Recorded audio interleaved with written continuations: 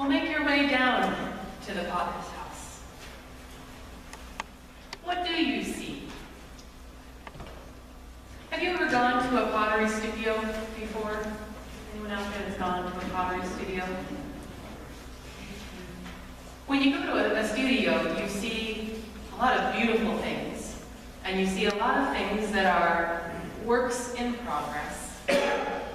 And you also see a lot of broken shards of pots around. This morning, as we head into this season of joy and excitement and anticipation, I want to ask us to pause for a moment and think about what feels broken. What feels shattered beyond repair? In our life, in our family, in our world.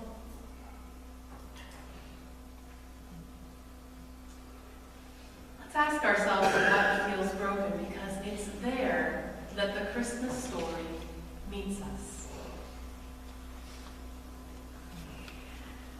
Perhaps you had a lot of expectations going into this Thanksgiving, that this year would be a wonderful family Thanksgiving, that all the old tensions and drama of family would not be there. And perhaps you were a little disappointed because maybe the same dysfunctional cycles repeated themselves.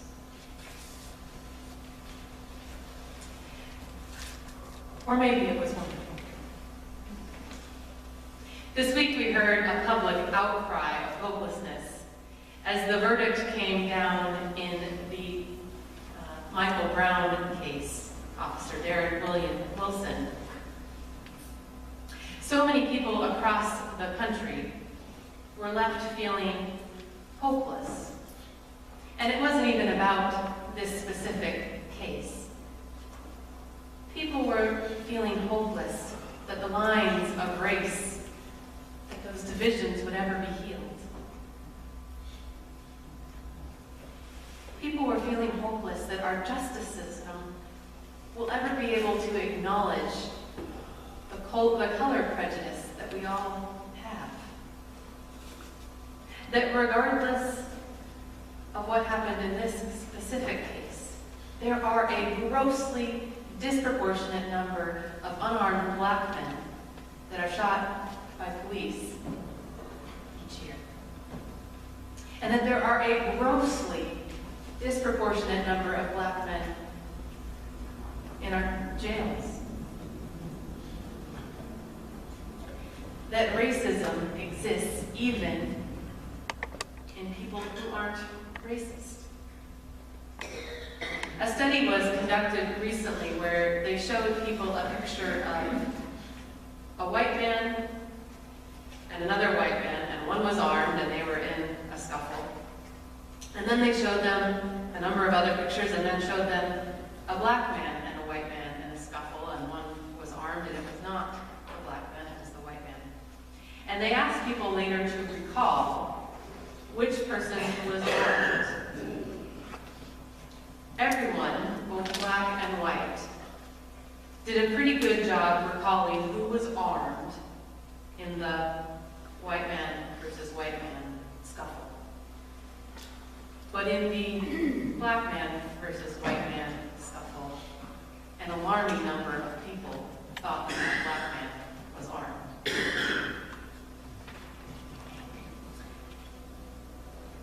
Even for those who say they aren't racist, there is no such thing as colorblind. And that's what this study showed. Racism exists in our society. It's systemic and it's poison. And it's overwhelming. Brokenness, despair, hopelessness, yes, we see those. We see hopelessness all around the world. We see it in the Middle East that was in conflict when Jesus was born and is still in conflict today. We see it in the growing income gap between the poor and the rich. We see it in our reactions to global warming. Overwhelmed, how do we turn the course? We see it in our lives. Maybe in addictions we can't kick, maybe in relationships we can't quite seem to mend, maybe in a loneliness that weighs on us. And in our culture, when something is broken, like this pot, we have a tendency to just throw it out. It's not useful anymore. And if you were to go to a potter's studio here in the States, like I said, you'd see a bunch of broken shards out by the kiln, and they likely would never come to anything. But in Japan, they have this principle, mok tanai, which means don't waste anything. And so whenever a pot breaks like this, it goes back to the potter. And the potter painstakingly puts it back together. And sometimes if it's large pieces, it's a quick project. And sometimes if it's a bunch of small pieces, it takes a long time, weeks, maybe even months, to put together again a single pot. And rather than trying to hide all of the cracks, they do something really unique in Japan. They fill the cracks in with gold. And so all those broken places are highlighted, they're not hidden. And the pot is considered even more valuable and beautiful when it's been restored than it was originally. In fact, they're considered so beautiful that this repair and this restoration has become an art form. Kintsugi is what they call it. In China, they've started doing something similar. Ted Swift, whose kids are in China, shared with me once that during the Cultural Revolution in China of the 1960s and 70s, one of the communist campaigns was to get rid of the old, everything old. Everything, even pottery, was considered a sign of wealth and a sign of inequality, and so all of these ancient, beautiful pots were smashed and destroyed, and they were left in these big heaps of shards and broken pottery. But more recently, people have been going to those big mounds of broken pottery, and they've been pulling out the pieces. And they're making beautiful jewelry and boxes out of that ancient pottery. Here at this table, each month and each week, we bring all of our brokenness. We bring all of our hopelessness and all of our despair, and we're reminded of this great mystery, that the eternal Word through whom all of creation was formed came as a little baby, entered our broken world and our broken lives,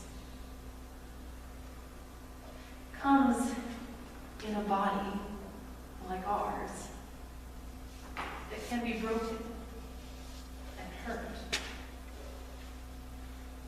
A pastor friend of mine, Bob Hill, jokes, it's like chili con carne.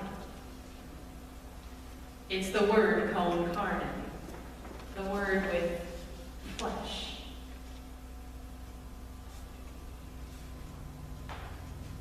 The hope that is birthed in us at Christmas is that when the creating Word comes into us, it will transform us.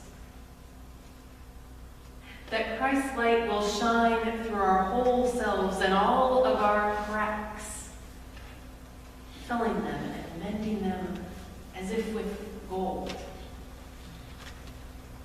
And all of our broken parts and all of our rough edges are made radiantly beautiful. Christ coming into the world was a sign of hope when he was first born, that God wasn't done with the Israelite people. That even when they felt like they were just a heap of brokenness, that the world was shattered and divided along power lines, that the potter's hand was still holding them, still shaping them. And it's that same sign of hope in us each year as we remember that we are clay and God is the potter, that breaks into our lives, that helps us prepare for Christmas through the season of Advent. So come down to the potter's house this Advent.